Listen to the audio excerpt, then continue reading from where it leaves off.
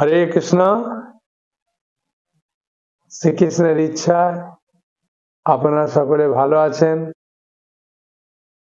আমি খুব আনন্দিত যে আপনারা সকলে এসেছেন হরিকথা শোনার জন্যে। আজকে আমি বিশেষ করে মোক্ষদা একাদশীর কাহিনী বলবো, যে একাদশী পালনে ফল আপনি অন্য কাউকে দিতে পারবেন। আর এই মোক্ষদা একাদশীর মাহাত্ম্য শ্রবণ করলে বাজপেয় যজ্ঞের ফল লাভ করতে পারবেন। এই একাদশীর এত মাহাত্ম্য, কারণ এই একাদশীর দিনে ভগবান শ্রীকৃষ্ণ কুরুক্ষেত্রের মাঠে রণাঙ্গনে অর্জুনকে গীতার উপদেশ প্রদান করেছিলেন। ওই জন্যে এই দিনটিকে গীতা জয়ন্তী বলা হয়। গীতা জয়ন্তীর প্রচুর মাহাত্ম্য আছে। আর ভগবানের ইচ্ছায়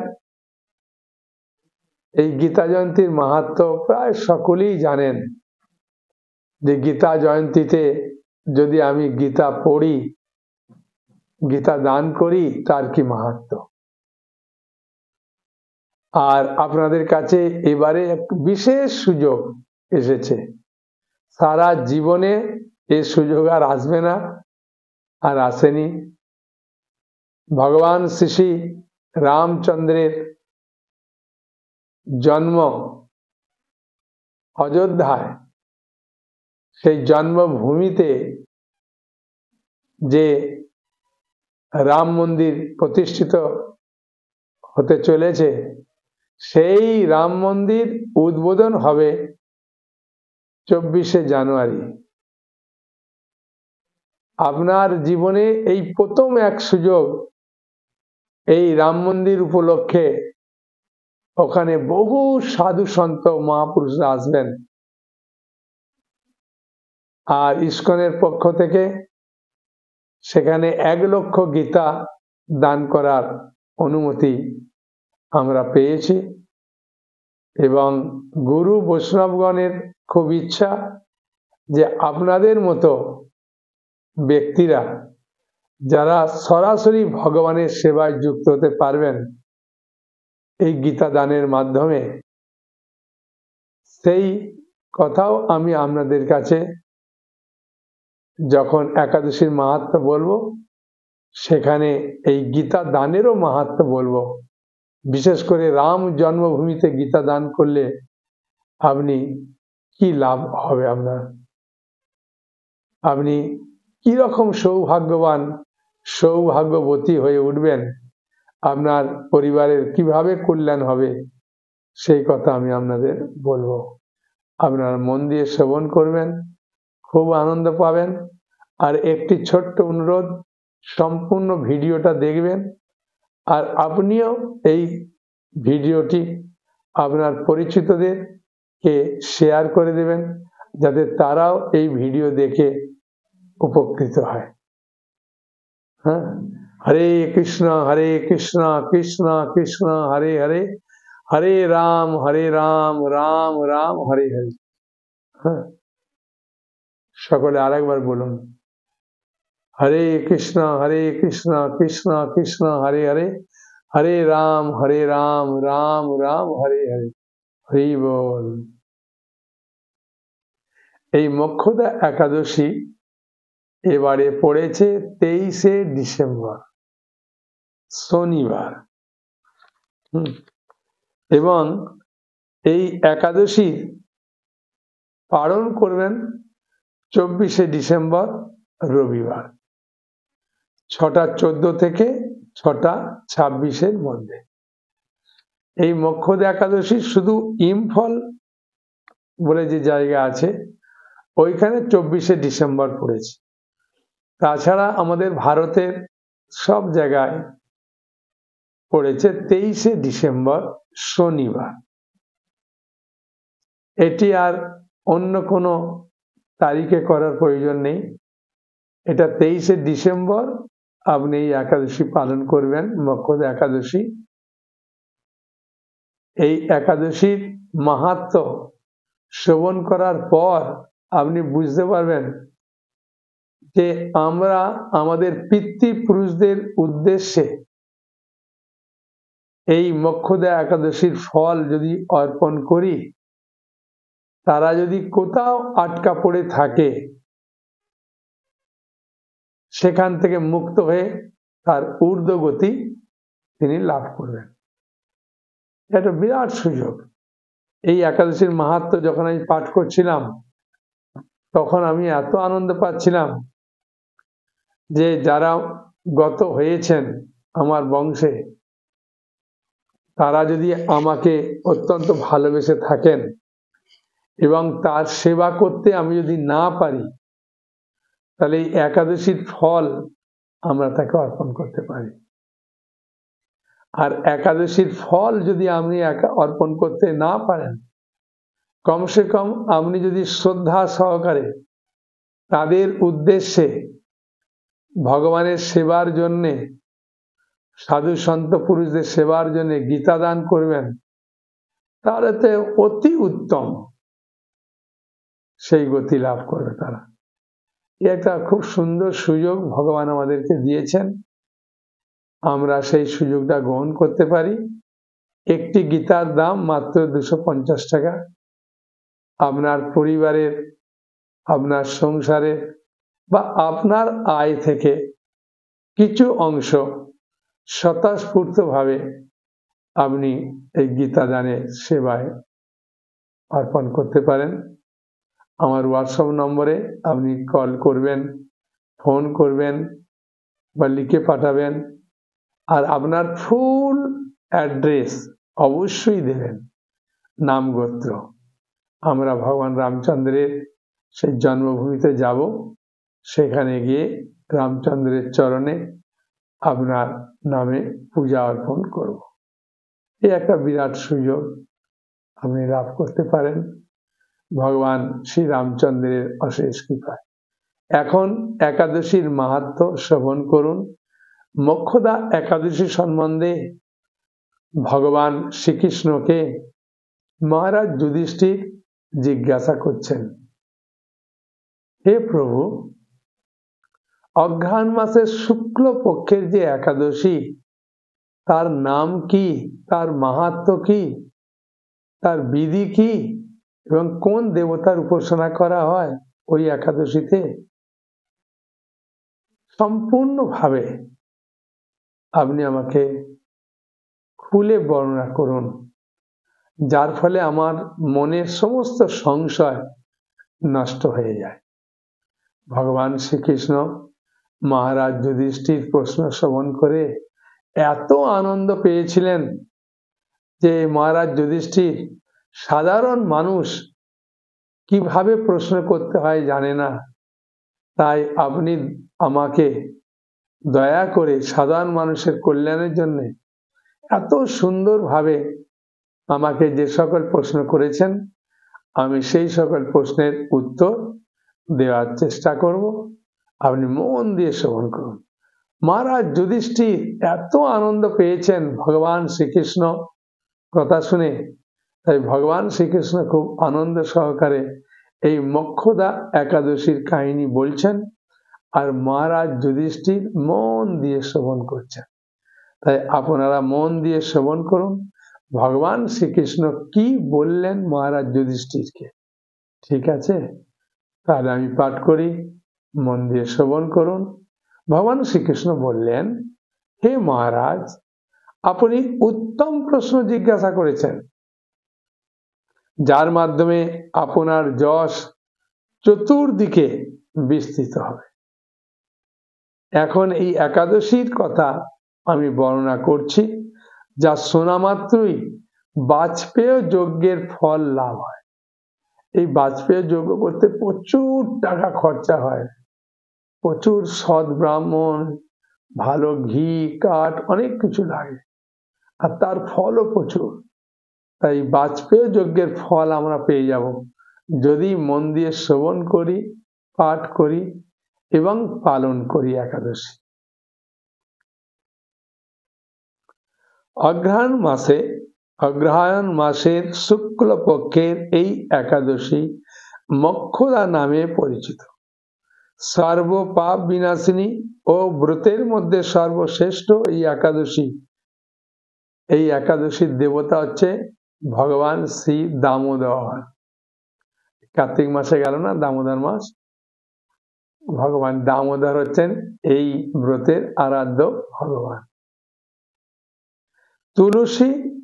তুলসী মঞ্জরি, ধূপ, দীপ ইত্যাদি উপাচারে শাস্ত্রবিধি অনুসারে এই দামোদরের পূজা করতে হবে।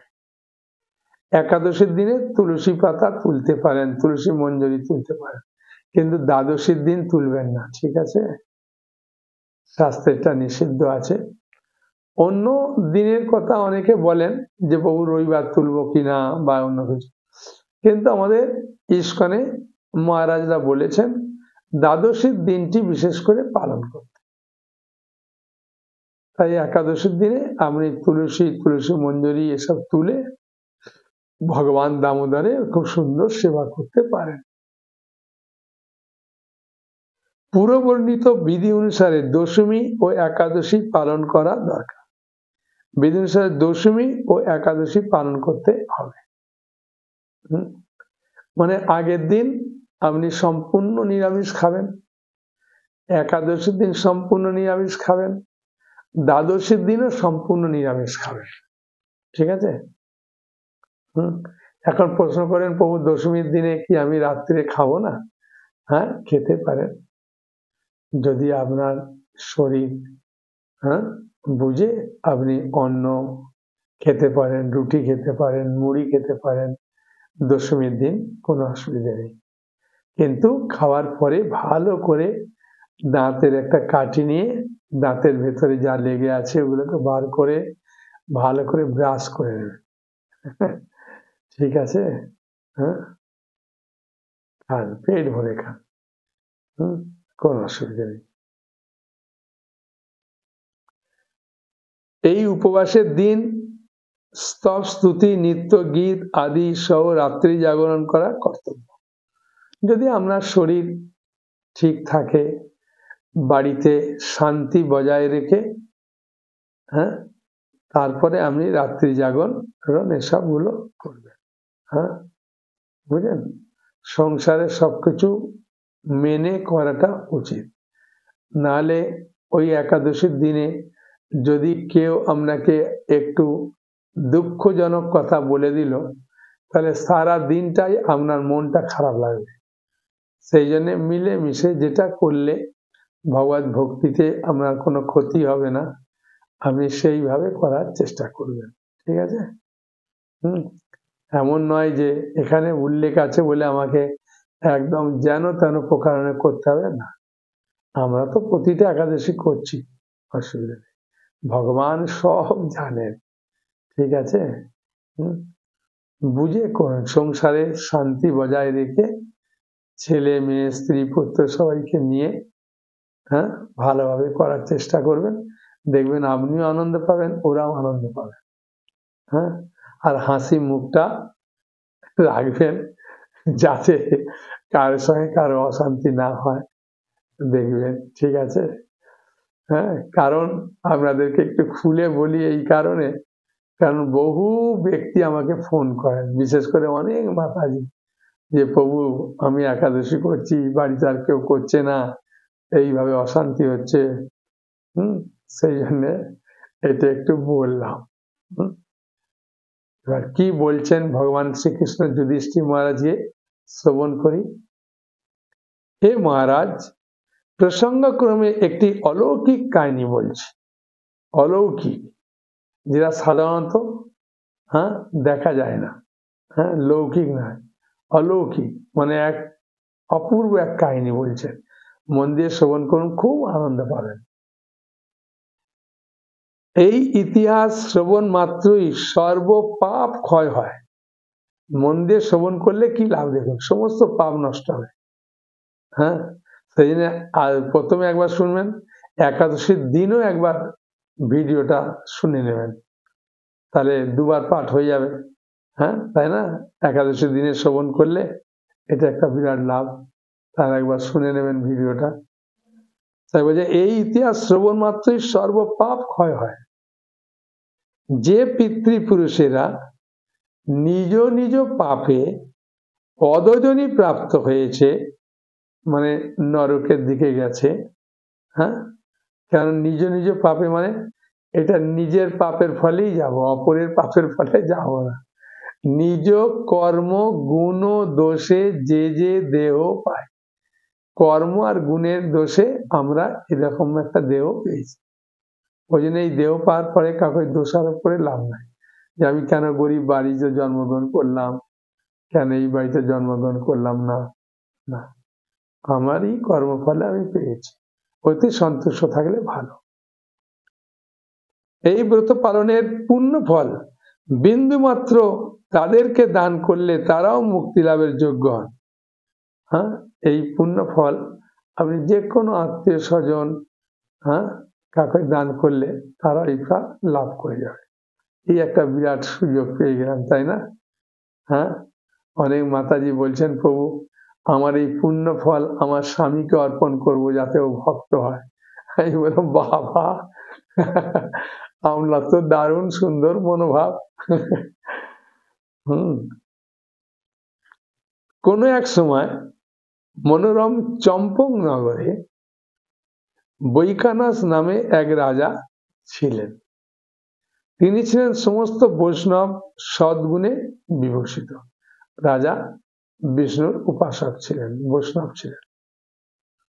প্রজাদের তিনি পুত্রের মতো লালন পালন করতেন।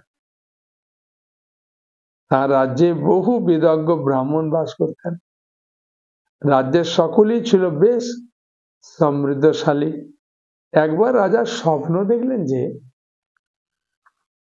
তার পিতা নরকে পতিত হয়েছেন।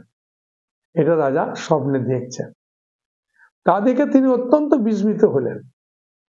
পরদিন ব্রাহ্মণদের ডেকে বলতে লাগলেন, হে ব্রাহ্মণগণ, গত রাত্রিতে স্বপ্নে নরক যাতনায় পিতাকে কষ্ট পেতে দেখে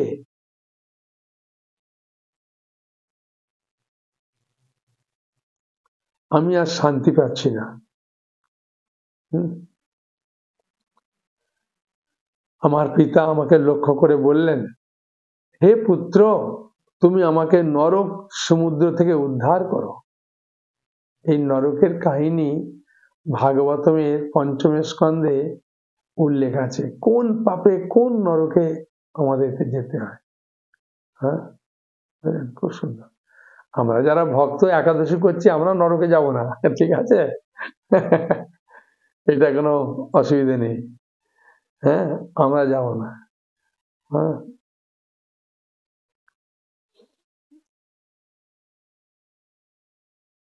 হে পুত্র, তুমি আমাকে নরক সমুদ্র থেকে উদ্ধার করো। তার সেই অবস্থা দেখে আমার অন্তরে সুখ নেই। আমার এই বিশাল রাজ্য, স্ত্রী পুরুষ, এই স্ত্রী পুত্র, কিছুতেই আমি শান্তি পাচ্ছি না। মানে আমার রাজ্যে তো কোনো অভাব নাই, আমার স্ত্রী পুত্র সবাই আছে, তবু আমি শান্তি পাচ্ছি না। কারণ বাবার স্বপ্নটা দেখেছে, বাবা নরকে আছে। হ্যাঁ, বাবা বলেছে আমাকে উদ্ধার কর, এই জন্য শান্তি পাচ্ছেন না। কি করি, কোথায় যাই, কিছুই বুঝে উঠতে পারছি না। আমার পূর্বপুরুষেরা মুক্তি লাভ করতে পারেন এমন কোন পুণ্যব্রত তপস্যা যোগের কথা আমাকে উপদেশ করো, আমি তা অনুষ্ঠান করব। আমার মতো পুত্র বর্তমান থাকা সত্ত্বেও, বর্তমান মানে বেঁচে থাকা, আমার মতো পুত্র বেঁচে থাকা সত্ত্বেও যদি পিতামাতা পূর্বপুরুষদের নরক যন্ত্রণা ভোগ করতে থাকেন, তবে সে পুত্রের কি প্রয়োজন? মানে রাজা নিজেকে খুব ধিক্কার দিচ্ছেন যে আমার বাবার স্বপ্ন দেখলাম, অথচ আমার বাবাকে উদ্ধার করার যদি আমি না পারি তাহলে আমি কিরকম পুত্র হলাম। ব্রাহ্মণগণ বললেন, হে মহারাজ, আপনার রাজ্যের কাছেই মহর্ষি পর্বত মুনির আশ্রম আছে। তিনি ত্রিকালজ্ঞ, তার কাছে আপনার মুক্তির উপায় জানতে পারেন। মানে ব্রাহ্মণরা বললেন যে নিকটস্থ পর্বত মুনি আছেন, তার কাছে গিয়ে সিদ্ধান্ত নিতে পারেন কি করা উচিত, কি করা উচিত নয়। ব্রাহ্মণদের উপদেশ শ্রবণ করে মহাত্মা বৈখানস তাদের সঙ্গে নিয়ে সেই পর্বত মুনির আশ্রমে গমন করলেন। তারা দূর থেকে ঋষিবরকে সাষ্টাঙ্গ প্রণাম করলেন। মুনি রাজা কুশল বার্তা জিজ্ঞাসা করলেন। রাজা বললেন, হে প্রভু, প্রভু মানে পর্বত মুনি, আপনার কৃপায় আমরা সবাই কুশল। তবে আমি একদিন স্বপ্নযোগে দেখলাম আমার পিতা নরক যন্ত্রণা ভোগ করছে এবং কাতর আর্তনাদ শুনে দুঃখিত চিন্তাগ্রস্ত হয়েছে। হে ঋষিবর, কোন পুণ্যের ফলে সেই দুর্দশা থেকে তিনি মুক্তি লাভ করতে পারবেন, তার উপায় জানতেই আপনার শরণাগত হয়েছে। পর্বতমুনির সমস্ত কথা শ্রবণ করে তিনি ধ্যানস্থ হলেন। হে মহারাজ, পূর্বজন্মে তোমার পিতা অত্যন্ত কামাচারী হয়, মানে ওর বাবা কি ছিল আগে জন্মে দেখাচ্ছে, যে তোমার পিতা অত্যন্ত কামাচারী হয়, তার এইরকম অধোগতি হয়েছে। এখন এই পাপ থেকে মুক্তির উপায় বর্ণনা করছি বলে পর্বতমুনি যখন বললেন, তখন বৈখানস খুব আনন্দ পেলেন। তখন পর্বতমুনি বলতে শুরু করলেন, অগ্রহায়ণ মাসের শুক্লপক্ষের মোক্ষদা একাদশী পালন করে সেই পুণ্য ফল পিতাকে প্রদান করো, সেই পুণ্য প্রভাবে তোমার পিতা মুক্তি লাভ করবে। মুক্তির কথা শোনার পর রাজা নিজ গৃহে ফিরে গেলেন। সেই পবিত্র তিথি আবির্ভাবে তিনি স্ত্রী পুত্রাদি সহ যথাবিধি মোক্ষদা একাদশী ব্রত পালন করলেন। ব্রতের পুণ্য ফল পিতার উদ্দেশ্যে প্রদান করলেন। ওই পুণ্য ফল দানের সঙ্গে সঙ্গে আকাশ থেকে পুষ্প বৃষ্টি হতে লাগলো। হ্যাঁ, হরে কৃষ্ণ কৃষ্ণ কৃষ্ণ হরে হরে, হরে রাম রাম রাম হরে হরে। হে পুত্র, তোমার মঙ্গল হোক। এই বলতে বলতে বৈখানস রাজা পিতা নরক থেকে মুক্ত হয়ে স্বর্গে গমন করলেন। হে মহারাজ যুধিষ্ঠির, যে ব্যক্তি এই মঙ্গলদায়িনী মোক্ষদা একাদশী ব্রত পালন করে তার সমস্ত পাপ বিনষ্ট হয়, মৃত্যুর পর মুক্তি লাভ করে। এই ব্রতের পূর্ণ সংখ্যা আমিও জানি না। চিন্তামণির মতো এই ব্রতটি আমার অত্যন্ত প্রিয়। এই ব্রতের কথা যিনি পাঠ করেন, এবার আমাদের পালা পড়ছে তাই না, যিনি পাঠ করেন আর যিনি শ্রবণ করেন উভয়ই বাজপেয়ী যজ্ঞের ফল প্রাপ্ত হয়। খুব সুন্দর লাগলো না? খুব আনন্দের বিষয়। হ্যাঁ, মোক্ষদা একাদশী, হ্যাঁ, আগের মতোই একাদশী গুলো সব পালন করবেন, খাওয়া দাওয়া করুন, কোনো অসুবিধা নেই। কিন্তু যেহেতু গীতার জন্মদিন, সেই জন্য আপনি 2-3 দিন আগে থাকতে গীতা পড়ুন। হ্যাঁ, যদি মনে করেন আমি ছটা করে অধ্যায় পড়বো, তাহলে গীতা জয়ন্তীর দিনে আপনি শেষ করুন, তাহলে 2 দিন আগে থেকে পড়ুন। যদি বলেন প্রভু একটা অধ্যায় পড়বো, তাহলে আরো আগে থাকতে আপনাকে পড়তে হবে, হ্যাঁ, যাতে গীতা জয়ন্তীর দিন আপনি ওটাকে সমাপ্ত করতে পারেন। মানে গীতা পড়বো মানে পুরা গীতা আপনাকে শ্লোক সমেত নয়, আপনি মনে করলেন শুধু শ্লোক গুলো পাঠ করতে পারেন, যে বলেন প্রভু আমার শ্লোক উচ্চারণ করতে ভুল হবে, শুধু বাংলা অনুবাদ গুলো পড়বেন। হ্যাঁ, বুঝলেন? আমি 2টো শ্লোক পড়ছি, হ্যাঁ, অনুবাদ গুলো আপনি বুঝতে পারেন। যেমন 18 অধ্যায়ে 68 নম্বর শ্লোক আর 69 নম্বর শ্লোক যারা গীতা দান করে, হ্যাঁ, বুঝেছেন, বা গীতা প্রচার করে, অন্যজনকে দান করতে উপদেশ দেয়, তাদের ভগবান কিরকম ভাবে কৃপা করছেন আমি বলছি, আপনি একটু শুনুন, খুব আনন্দ পাবেন। এখানে আমি শ্লোকটা বলে দিচ্ছি, কিন্তু আপনি অনুবাদগুলো পড়লেও হবে। ঠিক আছে? য ইদং পরমম গুজ্জং মদ ভক্তেষু অভিধাস্যতি ভক্তি ময়িং পরং কিত্তা মামে বৈশত অসংশয়। হ্যাঁ, যিনি আমার ভক্তদের মধ্যে এই পরম গোপনীয় গীতা বাক্য উপদেশ করেন, তিনি অবশ্যই পরাভক্তি লাভ করে নিঃসংশয়ে আমার কাছে ফিরে আসেন। মানে ভগবানের কাছে ফিরে যাওয়ার খুব সহজ উপায় এই গীতার কথা অন্যজনকে বলা, গীতা দান করা, অন্যজনকে দান করতে উৎসাহ দেওয়া, যে আপনি দান করুন, আপনার সামর্থ্য মতো দান করুন, কি লাভ দেবেন। পরের শ্লোকে আবার কি বলছে দেখুন, 69 নম্বর শ্লোকে, 18 অধ্যায় 69 নম্বর শ্লোক খুলে অনুবাদগুলো, এবং প্রতিটা অধ্যায়েরই এক একটা অধ্যায়ে আলাদা আলাদা শ্লোক সংখ্যা আছে। যেমন 15 অধ্যায় আর ভক্তি, পুরুষোত্তম যোগ, আর 12 অধ্যায় ভক্তি যোগ, এই দুটোতে একদম কম, মাত্র 20টা করে শ্লোক আছে।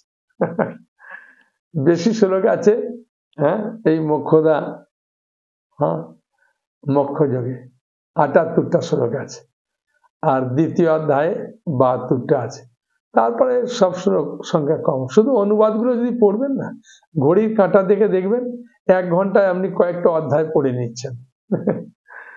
কষ্ট নেই, একবার পড়তে, একবার শুরু করলে মনে হয় 2 বার 3 বার পুরো গীতা শেষ করি।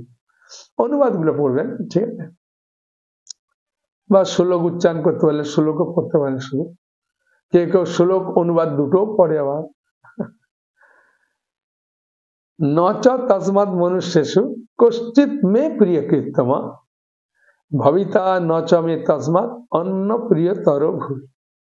বলছেন এই পৃথিবীতে মানুষদের মধ্যে তার থেকে অধিক প্রিয়কারী আমার কেউ নেই, তার থেকে অন্য কেউ আমার প্রিয়তর হবে না।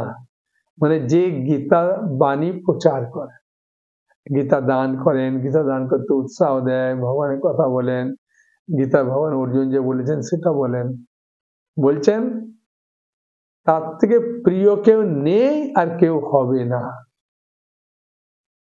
সেই জন্য আপনি যদি 2-3 জনকেও বলে প্রচার করেন, তাহলে আপনার কি লাভ? ও কটা দিল বড় জিনিস না, যদি একটাও দেয় আপনি কৃপাটা পূর্ণ পাবেন। এমন নয় যে 101টা দিলে কৃপা পাবেন, একটা দিন না, একটা দিলেও কৃপা পাবেন। ইয়া প্রচার করুন, খুব সুন্দর। বুঝেছেন? আর যারা গীতা দান করবেন যাদেরকে, তা তো পড়বে। পড়লে আপনি যে দান করেছেন আর ওরা পড়ছে, দুজনেই কৃপা পাবে। 70 নম্বর শ্লোকে খুব সুন্দর করে বলে দিচ্ছে। বুঝেছেন? অদ্যসতে চ ইমম ধর্মং সংবাদ মা ভয় জ্ঞান যোগেন তেনাহমিষ্ট স্যামিতি মে মতি। অদসতে চ ইমম ধর্মম সংবাদম অভয় জ্ঞান যোগেন তেন অহম ইষ্ট স্যাম ইতি মে মতি। অদসতে চ ইমম ধর্মম সংবাদম অভয় জ্ঞান যোগেন তেন অহম ইষ্ট স্যাম ইতি মে মতি। অনুবাদটা পড়লে তাহলে আপনি বুঝতে পারবেন যে এটা গীতা পড়ার ফল। যারা গীতা পড়ে তাদের ফল শোনা। আর যিনি আমাদের এই উভয়ের এই পবিত্র কথোপকথন, মানে অর্জুন আর কৃষ্ণের যে কথোপকথন অধ্যয়ন করবেন, তার সেই জ্ঞান যজ্ঞের দ্বারা আমি পূজিত হয়, এটা আমার অভিমান। ভগবান কৃষ্ণ বলছেন যারা এই গীতার জ্ঞান শুধু পড়বেন, ভগবান বলছেন ওরা আমার জ্ঞান যজ্ঞের দ্বারা আমার পূজা করছে। আর মনে করুন বলবেন যে প্রভু যারা পড়তে পারে না তাদের কি ফল? তাদের ফলটা 71 নম্বরে আবার ভগবান বলছেন। শ্রদ্ধাবান অনুসূয়াশ্চ শ্রীনুয়াদ ওপি যো নর সপি মুক্তা শুভান লোকান প্রাপ্যনায়াত পুণ্য কর্মণম। বলছেন শ্রদ্ধাবান ও অশ্বারোহিত যে মানুষ গীতা শ্রবণ করেন তিনিও পাপযুক্ত এই পাপ মুক্ত হয়ে পুণ্য কর্মকারীদের শুভ লোকসমূহে গমন করেন। শ্রদ্ধাবান অনুসূয়াশ্চ শ্রীনুয়াত অপি য নর সাপি মুক্তা শুভান লোকান প্রাপ্নুয়াত পুণ্য কর্মণম। শ্রদ্ধা ও অশ্বারোহিত যে মানুষ গীতা শ্রবণ করেন তিনিও পাপ মুক্ত হন, পূর্ণ কর্মকারীদের শুভ লোকসমূহ লাভ করেন। শ্রবণের ফল মানে গীতাটা পুরাটাই মাহাত্ম্যপূর্ণ, বুঝেছেন? আসলে গীতা দান করার অর্থটা কি? মানে আপনি একজনের হাতে গীতা তুলে দিচ্ছেন, তাই না? আর ভগবান রামচন্দ্রের জন্মভূমি উপলক্ষে যে গীতা দান, তার তো মাহাত্ম্য আর কোনো সীমা নেই। আপনি লিখে দেবেন যে আমি রামচন্দ্র ভগবানের ওখানে গীতা দান করতে চাই, বা আমি গরিব মানুষদের গীতা দান করতে চাই, হ্যাঁ লিখে দেবেন। আর আপনার নাম গোত্র আর অ্যাড্রেস অবশ্যই দেবেন। হ্যাঁ, যারা 9টা কমসে কম 9টা কি 5টা গীতা দান করবেন, 5টা 9টা 11টা 21টা 31টা, কেউ কেউ 108টা দিয়েছেন, অনেক ভাগ্যবান। হ্যাঁ, কারণ এই ফলটা তো আপনি সম্পূর্ণ ফেরত পাবেন অনন্ত কোটি গুণে। বুঝলেন? মৃত্যুর পরে আপনি অনন্ত কোটি গুণে এটা ফেরত পাবেন। আর এইটা আপনার ছেলে মেয়ে স্ত্রী পুত্র কেউ ভাগ নেবে না, যতটা আপনি দেবেন আপনি পাবেন। ছেলে দিলে ছেলে পাবে, মেয়ে দিলে মেয়ে পাবে। ওই জন্য অনেকে নিজের ছেলে মেয়ে সব নামে নামে দিচ্ছে। আমাকে অনেকে দিয়েছেন আর এখনো অনেকে দিচ্ছেন। হ্যাঁ, কেন ওটা তো 24শে জানুয়ারি আছে না, আর 23শে ডিসেম্বর তো গীতা জয়ন্তী উৎসব উপলক্ষে। অ্যাকচুয়ালি ডিসেম্বর মাসটা পুরাটাই গীতা জয়ন্তীর মাস বলে, বুঝলেন? এমন নাই যে আমাকে শুধু 23শে ডিসেম্বর দেবো আর দেবো না, না, এই ডিসেম্বর মাসে দেওয়া মানে হ্যাঁ ভগবান রামচন্দ্রের এই গীতা জয়ন্তীর উদ্দেশ্যে কৃপাটা পেলেন, গীতা জয়ন্তীর একটা কৃপা পেলেন। আবার রাম জন্মভূমিতে দিচ্ছেন, এর তো আবার অনেক অনন্ত কোটি গুণে কৃপা পেয়ে যাবেন। একটা বিরাট সুযোগ আপনার জীবনে এসেছে। আপনি যথাসাধ্য যতটা পারবেন দেবেন, ততটাই আপনার মঙ্গল। আর ভগবানের প্রিয় হয়ে যাবে। হ্যাঁ, রামচন্দ্র ভগবানের একটা ছোট্ট কাহিনী বলি, এটা আমাকে খুব আনন্দ দেয়। যে ভগবান রামচন্দ্রের চরণে বনবাসকালে একটি কাঁটা ফুটেছিল, আর সীতামা যখন ভগবান রামচন্দ্রের চরণ দুটি সেবা করছিলেন, তখন হঠাৎ দেখে একটা কালো দাগ, তখন বুঝতে পারেন ওটা কাঁটা। তাই একটা শক্ত কাঁটা নিয়ে ভগবান যখন রামচন্দ্র শ্রী চরণ কমলে যখন ওই সীতামা কাঁটাটা দিয়ে তুলতে যাচ্ছেন, রামচন্দ্র ভগবান সঙ্গে সঙ্গে ঘুমটা ভেঙে গিয়ে বলছেন, প্রিয়ে সীতে কি করছো তুমি? বলছে, প্রভু একটা চরণে আপনার শ্রী চরণ কমলে একটা কাঁটা আশ্রয় নিয়েছে, সে তো শুধু আপনাকে দুঃখ দেবে। ভগবান রামচন্দ্র সঙ্গে সঙ্গে ঘুরতে উঠে সীতামার দিকে তাকিয়ে বলছেন, প্রিয়ে সীতে, যে আমার চরণে একবার আশ্রয় নেয় তাকে কি আমি কখনো তুলে ফেলে দিতে পারি? এ কি আমার কোনো কুষ্টিতে লেখা আছে? সীতামা তো শুনে পুরো আশ্চর্যান্বিত হয়ে গেলেন। দেখুন, ভগবান রামচন্দ্র চরণে যে একটা কাঁটাকে যদি তুলে ফেলে না যায়, তাহলে আমি যদি তার জন্মভূমিতে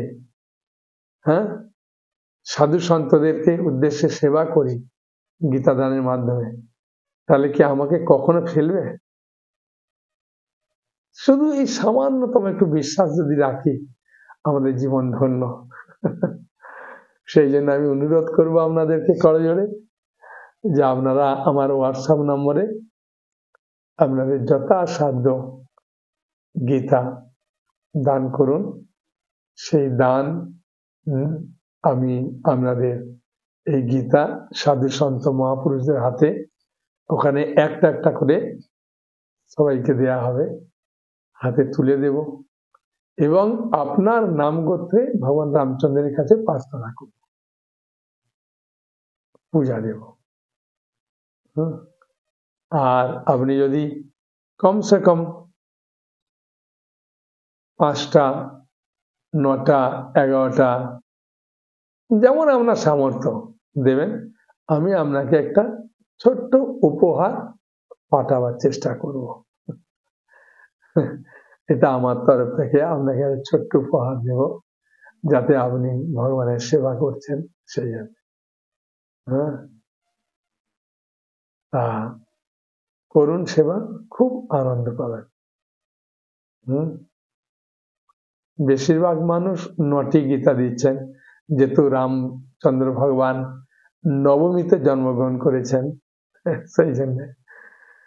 হ্যাঁ, তা আপনার সামর্থ্য মতো দেন, বেশিও দিচ্ছে, 108টাও দিয়েছেন অনেকে, 51টা দিয়েছেন, 31টা দিয়েছেন, অনেকে দিচ্ছেন ভগবান রামচন্দ্রের সেবার জন্য। আর যারা দিচ্ছেন আমাকে অনেকে বলেছেন, প্রভু আমি দিয়ে সত্যি করে এত আনন্দ পেয়েছি, আমি যাকে যাকে বলছি সে কিছু না কিছু গীতা বলছে দেব। তখন আপনার নাম আর ফোন নম্বর অ্যাড্রেস দিয়ে দিচ্ছি হোয়াটসঅ্যাপে, ওই ভিডিওটা ওকে শেয়ার করে দিচ্ছি, ওখানে লেখা দেখেও পাঠাচ্ছে। হ্যাঁ, অনেকে আমাকে বলেছেন যে আমার বন্ধু বা আমার আত্মীয় সহযোগিতায় আমি এটা দেওয়ার উৎসাহ পেলাম। খুব ভালো, ঠিক আছে। জয় ভগবান রামচন্দ্র ভগবান কি জয়, মক্ষদ একাদশী কি জয়, গীতা জয়ন্তী উৎসব কি জয়, নিতাই গৌর সীতানাথ আনন্দে হরি হরি বল।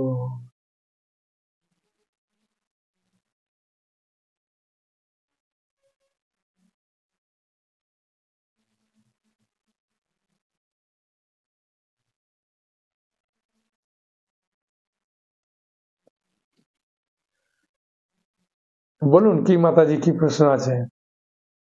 ও আচ্ছা, আপনি যদি বলেন যে আমি সংকল্প করে রাখছি যে গীতা দেব, ও তো জানুয়ারি মাসে আপনি দেবেন, 24শে জানুয়ারি, তার মধ্যে আমি যদি সংকল্প করে রাখি মক্ষদ একাদশীর দিনে যে আমি কয়েকটি গীতা দেব, আমি যদি পরে টাকা দিই কোনো অসুবিধা নেই, আমি সংকল্প করে রাখুন। হ্যাঁ, আর যতটা পারলেন দিলেন, পরে আপনি বাকিটা দিলেন, কোনো অসুবিধা নেই। বলুন আপনার প্রশ্ন। আচ্ছা, ও আত্মীয় স্বজনদের যারাদের নামে দেবেন তাদের নাম গোত্র দেবেন, যে আপনার বাবা কি মা গত হয়েছেন, তাদের আত্মার কল্যাণের জন্য আমি এটা দিলাম। হ্যাঁ, বুঝেছেন, এটা আপনি দিতে পারেন। তাদের নাম গোত্রটা অবশ্যই দেবেন, যে বাবা মা বা যার উদ্দেশ্যে আপনি দিচ্ছেন ওর নাম গোত্রটা অবশ্যই দেবেন। আর অ্যাড্রেসটা পাঠাবেন আপনার এতে, আপনি বললাম আপনার কমসে কম 5টার বেশি বা যারা দিচ্ছে তাদেরকে একটা ছোট্ট গিফট পাঠাবো আমি, দিচ্ছে অনেকে। ঠিক আছে। আর কোনো প্রশ্ন আছে? হ্যাঁ, আচ্ছা, একাদশী মক্ষদ একাদশীতে কোনো নির্জলা টির্জলা করার দরকার নেই, ঠিক আছে, পেট ভরে আপনি খাবেন। হ্যাঁ, 2বার 3বার 4বার 5বার খাবেন। হ্যাঁ, ঠিক আছে। আর আপনার এই দানের ফল আপনি যদি মনে করেন যে আমি আমার ছেলের জন্যে, আমার স্বামীর জন্যে বা আমার মেয়ের জন্যে, কেউ কেউ বলছে আমার স্ত্রী ভক্ত হচ্ছেন তার জন্যে, হ্যাঁ, আপনি দানের ফল আপনি তো দান করলেন, যার নামে আপনি ফলটা দান করবেন তার নামও দিয়ে দেবেন। হ্যাঁ, সেটা আমরা ওখানে পূজা দেব, প্রার্থনা করব, হ্যাঁ অবশ্যই ফল পাবেন। ঠিক আছে, হরে কৃষ্ণ কৃষ্ণ কৃষ্ণ হরে হরে, হরে রাম রাম রাম হরে হরে। সকলে ভালো থাকুন, আনন্দে থাকুন। হরি বল। ও একাদশীতে আপনি কি করবেন? একাদশীতে আপনি সকাল সকাল উঠবেন, কম করে 4টের সময় উঠে পড়ুন। উঠে পড়ে আপনি স্নান করে নেন, স্নান করে পরিষ্কার বস্ত্র পরুন, পরে ভগবান রাধা দামোদর যে কার্তিক মাসে পূজা করেছেন ওই দামোদরকে একটা ধূপ দীপ দিলেন, বা আপনার বাড়িতে যে ভগবান আছে, রাধা কৃষ্ণ বলুন, গৌনিতাই বলুন, জগন্নাথ বলদেব, সুভদ্রা যাই আছে, তাকেই আপনি ধূপ দিলে একই ব্যাপার, কোনো অসুবিধা নেই। হ্যাঁ, ধূপ দিলেন। যদি আপনি ভক্ত হয়ে যা থাকেন, দীক্ষিত, তাহলে তো আরতি করবেন। যদি বলেন প্রভু আমি নতুন করছি, তাহলে ধূপ দেন। হ্যাঁ, একটা প্রদীপ যদি থাকে প্রদীপ দিলেন, একটু ফুল দিলেন ভগবানের চরণে, তারপরে হরিনাম করলেন। হ্যাঁ, হরিনামের প্রচুর মাহাত্ম্য আছে একাদশীতে। হরিনাম করলেন, হ্যাঁ, বুঝেছেন? তারপর হরিনাম করার পরে একটু গীতা কি ভাগবত কি একটু গ্রন্থ পড়লেন। হ্যাঁ, পড়ে তারপরে আপনি যদি বলেন যে আমি কাজে যাব, বাইরে যাব, পেট ভরে খেয়ে নেন। হ্যাঁ, বুঝেছেন? হ্যাঁ, সাবুকে ভিজিয়ে দিয়ে সাবু, গুড়, কলা দিয়ে খেতে পারেন নাকি, অসুবিধা নেই। বা বাদামকে আগের দিন ভিজিয়ে দিলেন, বাদাম সিদ্ধ করে খেলেন। অনেকে বলছে মুখরোচক লাগে বাদাম ভাজাটা, আমি তাই খাবেন, কোনো অসুবিধা নেই। হ্যাঁ, কাঁচা কলা, পেঁপে সব দিয়ে একটা সবজি করলেন, সাবুকে ভিজিয়ে দিলে, আর ওই সাবুটা হাফ সিদ্ধ করে নিয়ে আলু দিয়ে মেখে এরকম করে করে বড়া করে, অনেকে সূর্যমুখী তেল আর সন্দক লবণ ব্যবহার করে। পানি ফলের আটা থাকলে আপনি লুচি রুটি করে খেতে পারেন। হ্যাঁ, একটা দিন তো মাত্র, মাসে 2টো দিন। আর একটু ফল কিনে নিলে, হ্যাঁ, ফল খেলেন, ডাব খেলেন, নারকলের শাঁস খেলেন, হ্যাঁ, নাড়ু বানিয়ে খেতে পারেন, পারেন। কোনো অসুবিধা নেই। হ্যাঁ, 2বার 3বার 4বার খান, অসুবিধা নেই। প্রথম খেতে খুব ইচ্ছা হবে, তারপরে যখন দেওয়া হবে মনে হবে একবার কি 2বার খেলাম, হয়ে যায়। আর যদি একান্তে উপবাস করতে চান তাহলে 12টা পর্যন্ত করলেই হবে, 12টার পরে কিছু খেয়ে নেন। কারণ কি, বহু সংসারেতে এই না খাওয়ার ফলে বাড়িতে একটা অশান্তি হচ্ছে। ওই জন্য বলি 12টার পরে কমসে কম খেয়ে নেন। চাকরি যদি যাবেন যে আমি ডিউটি যাব বা দোকানে যাব, দেরি হবে, সকালেই খেয়ে নেন, কোনো অসুবিধা নেই। বা টিফিন করে নিয়ে যান, খাবেন পরে। আর একটু আরতি কীর্তন করবেন, সন্ধ্যাবেলা সবাই মিলে একটু আরতি করলেন, পাঠ করলেন, গীতা ভাগবত 4-5 জন মিলে শ্রবণ করলেন, কীর্তন করলেন। রাত্রি যতটা পারলেন জাগলেন, তারপরে যদি ঘুম আসে শুয়ে পড়লেন। দেখছেন যে আমি যদি রাত্রি জাগি, বাড়িতে আমার স্বামী বা বাবা মা রেগে যাচ্ছে, হ্যাঁ, বা কেউ রেগে যাচ্ছে, তাহলে বলবেন ঠিক আছে, তোমরা করছো না, আমি করছি বলে আমার নাহলে একটা অহংকার চলে আসবে, ঠিক আছে, তোমাদের কথা মতো চলি। আস্তে আস্তে করতে করতে দেখবেন সবাই দেখবেন খুব কাছের লোক হয়ে যাবে, আপন হয়ে যায়। ঠিক আছে। একজন আমাকে প্রশ্ন করছেন, প্রভু একাদশীর দিন কি দাঁত টাত মাজেননি? আমি না মাজতে আছে, মাজন দিয়ে মাজতে পারবেন, কোনো অসুবিধা নেই। হ্যাঁ, হাতে সাবান দিতে পারবো কিনা? পারবেন, কোনো অসুবিধা নেই। ওষুধ খেতে পারবো কিনা? না, পারবেন, কোনো অসুবিধা নেই। হ্যাঁ, কোনো অসুবিধা নেই, করুন, করলেই আনন্দ পাবেন। করুন।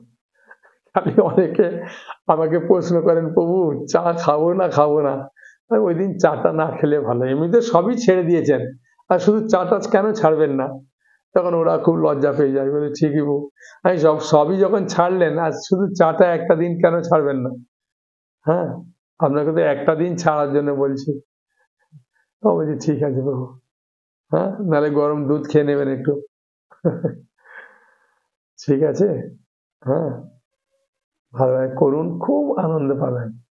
আর যতজনকে করাতে পারবেন না একাদশী, তত ভালো। হ্যাঁ, আর যেহেতু এটা গীতা জয়ন্তী উৎসব, তো এই দিনে তো গীতা হয়েছে না, যে গীতা দান করার জন্য খুব চেষ্টা করবেন। হ্যাঁ, যেমন আপনার সামর্থ্য, একটা গীতা মাত্র তো 250 টাকা দাম। ঠিক আছে। হরে কৃষ্ণ।